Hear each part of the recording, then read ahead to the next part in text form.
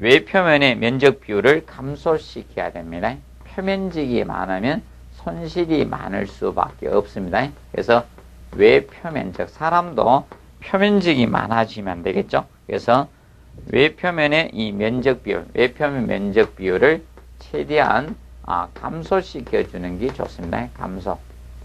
표면적을 최대한 줄여주는 것이 보통 에너지 절감을 위해서 좋습니다. 자, 그리고 그래서 여러분들이 거기 보면 외표면의 면적 비율을 표시하는 방법에서 세 번째, 이걸 좀 정확히 알아두시고, 자, 최적에 대한 외표면 비율을 그래서 S per VB라 하죠. SB 개념. 요거 최적에 대한 외표면적 비율입니다. 요거는 최적에 대한 외표면 비율을 우리가 홀로 칭하죠.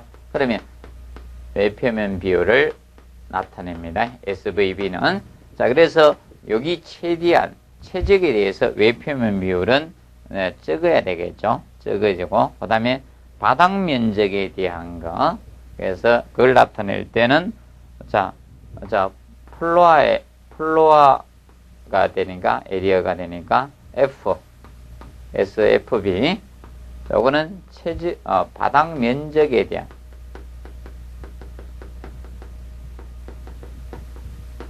대표적 이 두 개의 비로 나타냅니다. 알아두시고. 그래서 바닥 면적에 대한 외표면 비율을 나타낸 두 가지 개념이 있습니다. 비율, 요 두 가지. 그래서 이 비들은 크면 안 되겠죠. 최대한 적어야지. 감소시키는 것이 기본입니다. SFB와 SVB, 요 두 가지는 최대한 줄여주는 것이 좋습니다. 봐두시고. 그 다음에 네 번째 보시면 이제 건물 배치 개념상 우리가 일사나 바람 고려해서 결정하죠. 이제 배치적인 측면, 배치를. 건물 배치를 할 때 무작정 배치하지 마시고, 건물 이제 배치의 개념, 배치를 할 때는 일사 개념, 태양을 받아야 되니까 복선에 일사하고 이 바람의 영향을 고려하라는 겁니다. 바람. 그래서 그걸 고려한 것이 바로 서울지방이나 이런 중부형의 주택이 바로 이런 형태를 갖췄던 거예요. 주택이. 그러면 보통 해가 떴을 때 바람을 고려하니까 우리 겨울철에 북서 계절풍이 불었죠. 북서 계절풍이 불고, 그렇다 보니까 바람을 고려하니까 이렇게 됐고요. 그 다음에 주간 태양을 받아야 되니까 이런 형태의 그림 형태가 많이 된 거죠. 그래서 그런 것도 고려해서 결정해 주라는 겁니다. 그리고 복토 건물의 지중 건물은 에너지 소비를 절감할 수 있죠. 보통 땅 지중으로 보통 한 8m, 9m 정도 내려가면요, 그 정도 되면 온도 변화가 거의 없습니다. 항상 9도씨 정도를 유지하고 있습니다. 그렇기 때문에 이런 복토 건물, 그래서 복토는 보통 흙을 갖다가 어떻게 쌓아서 해주는 게 복토죠. 그러면 건물을 지어놓고 이렇게 옆에서 복토를 할 수도 있는 거죠. 이 복토를 할 수도 있는 거고, 그리고 지중 건물 등의 에너지 소비를 절감할 수가 있습니다. 그래서 그런 것도 고려해서 우리가 이제 지중은 온도 변화가 별로 없다는 거죠. 그렇게 건물 요소적인 측면을 살펴봤고요. 그 다음에 이제 설비 요소.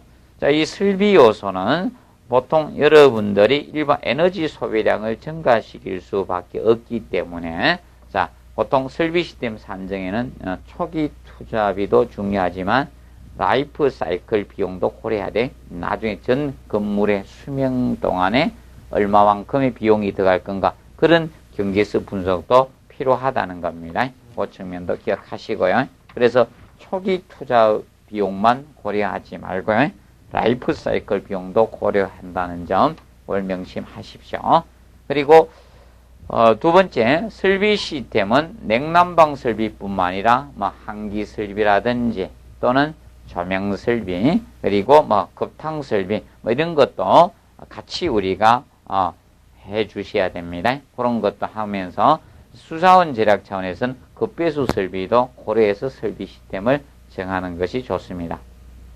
그 다음에 마지막으로 거주자 및 건물 운영적인 측면을 살펴보면 세 번째 거주자. 그래서 이 거주자 및 건물 운영적인 측면을 살펴보도록 하겠습니다. 건물 운영적인 측면을 살펴보면 자, 그래서 이제 거주자 요소는 이제 이거는 방법은 사실 없는데 거주자 요소인 측면은 자, 거주자의 에너지 절약에 대한 인식이 필요하죠. 아무리 건물 잘 만들어 에너지 절약 인식이 없으면 안 되니까 이 거주자의 인식과 행동이 필요한데 인식은 하면서 행동을 안 옮기는 사람도 있을 거고 그래서 저 같으면 에너지 절약의 선봉자인데 저는 집에 있는 코드를 거의 다 빼는 주의고 집에 있으면 그 등이 최소한 등만 켜고 활동하는 사람이고 우리 집에 다른 사람들은 다 켭니다. 방마다 다 켜놓고 제가 매일 이렇게 하는데 그래서 그런 인식이나 행동이 문제죠. 그래서 인식하고 그걸 행동으로 움직여야 됩니다. 그런데 이 거주자들이 인식과 행동이 안 되면요 에너지는 예를 들어서 누가 연부를 한다 이렇게 하죠. 그런 형태가 될 수 있는 거죠. 그래서 인식과 행동으로 에너지 절감을 할 수가 있는 거고, 그 다음에 이제 장기적으로 학교에서 이런 교육을 통해서죠. 교육. 장기적인 측면에서 교육을 하거나 또는 정부적인 측에서 이 장려정책 같은 걸 쓰는 거죠. 장려정책.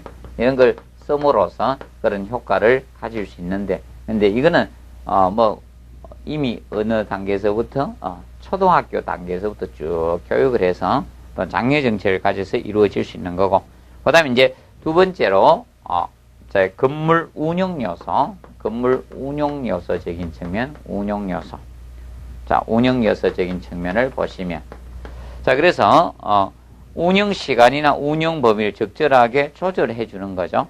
그래서 너무 과도한, 그것이 조절해 주는 방법이 있을 거다. 그 다음에 에너지 소비가 많은 시간대는 최대한 활용을 한다든지, 운영 시간에 묘미를 하는 방법이 있고, 그 다음에 두 번째, 운영의 설계가 아닌 적절한 조닝을 실시하는 거죠. 두 번째, 이 적절한 조닝. 이 조닝은 존 지역을 나누어서 하는 거죠. 존 지역을 나눠서 해주는 게 이 조닝인데, 예를 들어서, 백화점이 있었다는 겁니다. 백화점이 있게 되면, 백화점이 있으면, 지금 예를 들어서 공조설비를 하든, 냉방을 하든, 난방을 하든, 어떻게 하게 되면, 존을 나눠서 하는 거죠. 그러면 사실 1층 부분은 부하가 커요. 1층 부분은. 그래서 이런 부분이라든지, 그리고 보통 2층이나 3층, 4층 이런 부분은 여성 코너가 많거든요. 여성 코너가 있고, 그 다음에 이제 남성 코너가 있다. 예를 들어서 이겁니다. 그러면 이 백화점에 여성 코너하고 남성 코너하고 1층 부분하고 예를 들어서, 그러면 부하가 1층 부분이 커요. 보통 1층 부분은 어떻게 되는가? 외부에서 출입구가 많기 때문에 이 부하량이 굉장히 큽니다. 그리고 1층에는 또 보석도 많고, 보석은 또 그 비추는 조명이 할로겐 램프죠. 그래서 열이 굉장히 많이 발생하죠. 그런 부하가 큰데, 그리고 여성 코너는 그래도 있는데, 백화점에 다니는 주 고객들은 여성이지 남성이 아니라는 거죠. 남성은 보통 지르는 데가 여기 1층 코너에 가서, 그래서 1층에 보통 여성의 핸드백부터 해서 구두부터 해가지고, 보석하고 이런 걸 다 놔놨어요. 그런데 보통 이런 여성 코너겠죠? 그럼 남성 코너는 보통, 세일하지 않는 이상 안 사주죠. 그럼 여기는 부하가 거의 없습니다. 세일할 때만 부하가 좀 있고. 그럼 이렇게 적절한 조닝을 해줘가지고 하는 거예요. 그래서 적절한 조닝이 아니면 동일하게 공급하면 에너지 소비가 많잖아요. 그래서 백화점, 여기는 조금 많이 해주고, 여기는 적게 공급하고 이런 조닝을 하는 방법이, 우리가 실시하는 것도 효과적이죠. 그리고 세 번째 보면, 거주자의 건강과 안전을 위해서 아무리 에너지 절약을 해도 필요한 환기나 비상조명 이런 건 필요하다는 겁니다. 가장 기초적인 것은 해야 된다는 거예요. 유지하고 에너지 절감을 해야 된다는 거죠. 그런 측면을 보시고, 그 다음에 이제 4번은 겨울에 이 동결로 인해서 동파가 생길 수 있죠. 그렇기 때문에 최소 유지는 해야 되는 거예요. 동파를 막기 위한 일정 수준의 설비 가동 필수적으로 해줄 수밖에 없다는 거죠. 그래서 그런 적인 측면하고, 그 다음에 이제 5번째, 설비 시스템의 적절한 제어죠. 에너지 절약을 위한 우리가 적절한 제어 시스템이 필요하게 될 겁니다. 그러면 뭐 우리가 급수라든지 뭐 난방적인 측면에 이런 설비 시스템을 적절한 제어를 할 수 있는 시스템을 써주는 것이 좋을 거고, 그 다음에 이제 설비 기술자는 건축가와 함께 더불어 건물 및 설비의 종합적 관리 지침을 같이 마련하는 것이 기본으로 잡아주시면 될 겁니다.